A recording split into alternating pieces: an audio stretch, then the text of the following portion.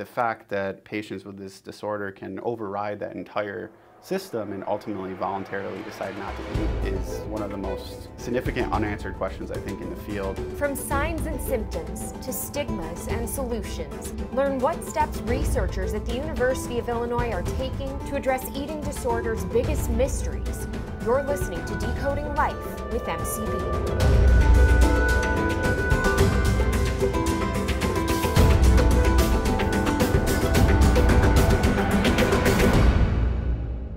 Thanks for listening to Decoding Life. I'm your host, Jen Lask, with the School of Molecular and Cellular Biology at the University of Illinois Urbana-Champaign. In our latest episode, we're talking with Dr. Patrick Sweeney, a professor of molecular and integrative physiology who's studying the neural circuits in the brain that regulate feeding. We're also bringing in Dr. LeMay, a clinical counselor, and PhD student Katie Rhoades from the university's counseling center to talk more about recognizing the signs that a loved one might be battling an eating disorder and ways to better understand what they're going through. People who suffer from anorexia nervosa often restrict their eating to extreme levels, experience distorted body image and low self-esteem, and can become dangerously underweight. That can lead to serious illnesses such as heart disease, osteoporosis, and even death. It's a disease that's difficult to talk about and can carry stigmas. You've probably heard the stereotypes that someone might choose to starve themselves or binge and purge. But as Sweeney explains, an eating disorder is a medical illness, and his team is exploring the inner workings of our brain to better understand this complex disorder. We do a lot of basic neural circuitry, trying to understand what brain regions stimulate feeding and what brain regions suppress feeding. And our work in relation to anorexia nervosa is really focused on trying to identify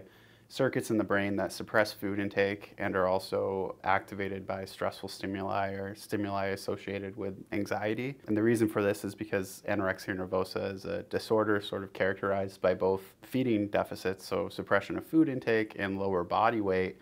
But in addition to that, there's a number of comorbid neuropsychiatric conditions usually associated, like increased anxiety and depressive-related behaviors. So we're really focused on trying to understand the basic circuitry in the brain that regulates both feeding and anxiety and depression. According to the National Institute of Mental Health, roughly 2.7 teens ages 13 to 18 years old will develop an eating disorder. Among adults, 0.6% will battle anorexia nervosa in their lifetime. While the rates of EDs among women are higher, Sweeney says studies are showing male cases could be underreported. His lab is trying to figure out how the neural circuitry involved in feeding is altered in pathological conditions. To do so, they're focusing on the central melanocortin system, which is believed to be an important neuronal pathway regulating food intake. For me as a basic scientist, I understand now that feeding is one of the most fundamental needs that we have, and the circuits in the brain are extremely well conserved to ensure that you eat, to ensure that you maintain a sufficient amount of energy. And the fact that patients with this disorder can override that entire system and ultimately voluntarily decide not to eat is one of the most significant unanswered questions, I think, in the field and in science in general, is how are individuals able to override that basic instinct that even in preclinical animal models, even in mice, they have a very well-conserved circuitry that prevents them from losing weight, prevents them from not eating. Sweeney says he's always been interested in neuroscience and behavior. In undergraduate, in college, I got involved in research in a lab that was focused on, from a psychiatrist who was studying anorexia nervosa, but she also had a basic neuroscience laboratory. So she was doing a number of experiments looking at neural circuits at the interface of feeding and anxiety. So that's when I first sort of got interested in it. And for my PhD work, I kept studying sort of the neural circuits of feeding and emotion, and I've really continued along that path. That path led Sweeney to the University of Michigan Life Sciences Institute for his postdoc, and now to the University of Illinois as an assistant professor and leader of a growing lab. As a basic scientist, feeding behavior is really a great assay because it's very fundamental, it's easy to study in animals, and many of the feeding circuits are very well conserved. So a lot of these circuits, a lot of these hypothalamic circuits, they're ancient brain structures, and the circuitry is well conserved from humans all the way even to fish, for example. So it's a really nice circuitry to try to understand the basic biology of a very fundamental behavior. It's a basic biology with complex outcomes. Across campus from Professor Sweeney's lab, staff at the Counseling Center at UIUC are working to address eating disorders and mental health of college students every day. Counseling psychology PhD student Katie Rhoades says eating disorders are influenced by a number of different factors. So messages about, our bodies from our family, friends, or media, especially societal expectations of our bodies, can really impact our view of ourselves. So we can be battling a lot of negative body talk and a lot of negative images. So one of the things is that we can, start to practice body positivity.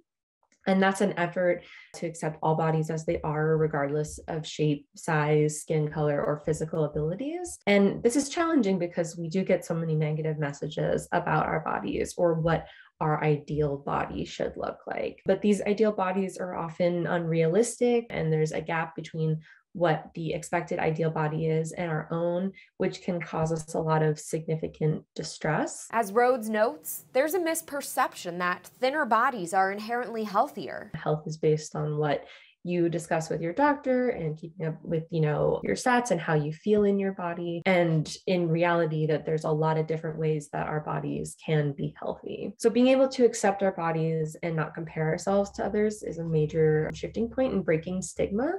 And to break stigma, we need to start talking about things. Dr. Michelle LeMay is one of the co-chairs of the Counseling Center's Eating Disorders Treatment and Outreach team. There are a few different warning signs that family members and friends should be aware of or monitoring. So those can include things like if a person is avoiding social gatherings where food is involved or general social withdrawal, trying to not go places where if it's going out to dinner or something like that, and they're avoiding those sorts of situations when previously they would be very excited to go. Significant fluctuations in weight, whether that is weight increase or weight decrease, especially when it's combined with wearing baggy clothes. Oftentimes people that are restricting their food tend to feel overweight, so they wear baggier clothing. Certain things like emotional discomfort after eating, or like if they are consistently leaving to use the restroom shortly after eating, frequently talking about diets or excessive exercise,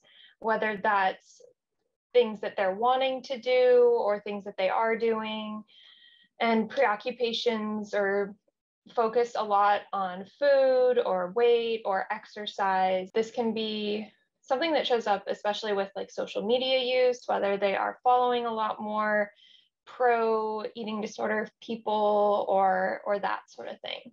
So what should you do if a friend or family member seems to be showing those symptoms? I think that you start to notice when your friends are maybe acting a little off, and it's good to check in with people just to see, is something going on? Can I provide any help or any resources? But you can see when people are acting maybe a little bit differently than they normally would, and just checking in is always a good option. And when we keep things secretive or held close to ourselves, there's a shame associated with it. But when we bring things like disordered eating and mental health concerns to light, we're actually normalizing them and can help provide help to those who need it. One thing I will mention is eating disorders thrive in isolation. They tend to pull that person away from those wanting to support them and give them help. So it is a really tricky thing to navigate. Like Rhoades and LeMay, Sweeney hopes our society is starting to get past the stigmas and silence, and that his lab can be a part of bringing about that change in attitude. This is a disease with an underlying neurobiological mechanism. We really should be thinking about it in much the same way as we think about other neuropsychiatric diseases as well. I hope that the stigma is getting better and better, and people are more willing to sort of talk about it and discuss it, but I suspect that it's probably still very underreported. I think anything we can do to advocate for the disease and its awareness is a really great thing. MCB wants to thank Sweeney, LeMay, and Rhoades for taking the time to talk about eating disorders and mental health. If you're a student at the U of I who may be struggling with issues related to food, The Counseling Center hosts a weekly session for others also experiencing body image issues, overexercising, obsessions about food and weight loss, overeating, binging, purging, or restricting food. The group's focus is not only on the exploration of eating behaviors, but also on the underlying causes that sustain these eating struggles. We've shared the group's contact information on our website, mcb.illinois.edu. We've also shared the National Eating Disorder Association's helpline and other resources. And last but not least, a link to Dr. Sweeney's lab page. Thanks for listening to our latest episode of Decoding Life with MCB. Life is extraordinary, so is the work we do.